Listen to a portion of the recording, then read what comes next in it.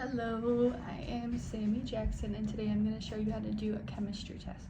So, you are going to want to gather all of your equipment. So what you're going to need for this is a pair of gloves. You're going to need 2 paper towels to blot the strips with.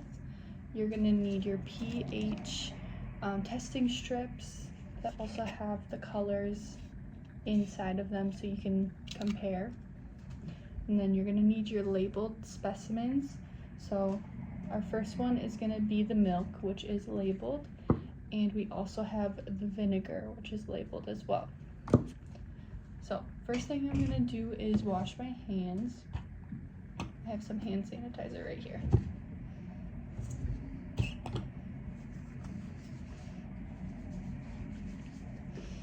Okay, hands are washed. You're going to go ahead and put on your gloves.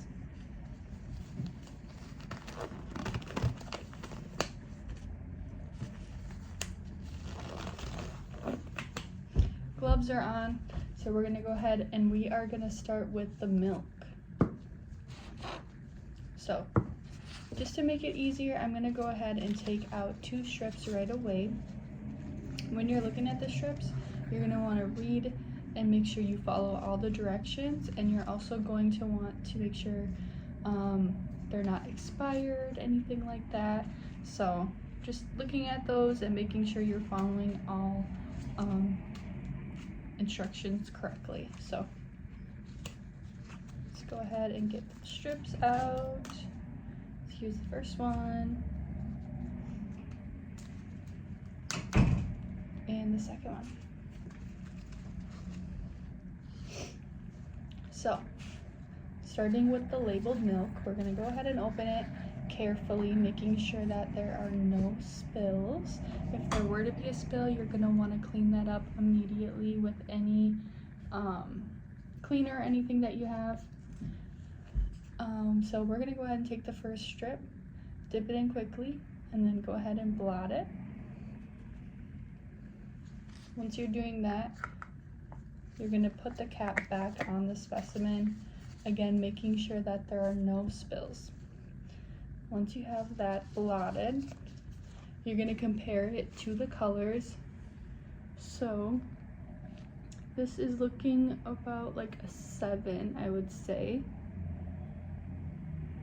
So once you got that compared and know the result, you can go ahead and document that. So we have that one documented. And then we're going to move on to the vinegar, which is labeled. So I'm going to go ahead and open that, making sure again no spills. If there were to be a spill, you would want to clean that up right away. We're going to get the testing strip out. And when you're dipping this, you want to make sure not to touch the sample once it's coming out. So go ahead, dip it in, blot it, put the cap back on the specimen, and then we can go ahead and compare. So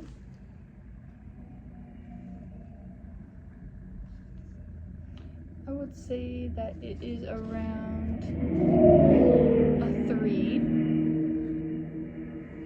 So once we got that, we're going to go ahead and document that as well.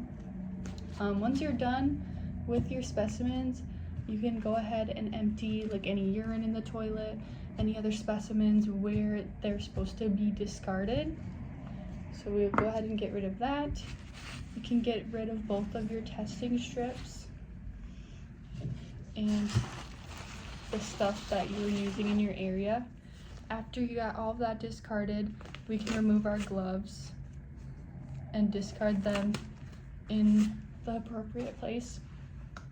You can go ahead, wash your hands again, and you're also going to want to wipe down the surface area that you were using for your testing. So that is everything you need to do for a chemistry test.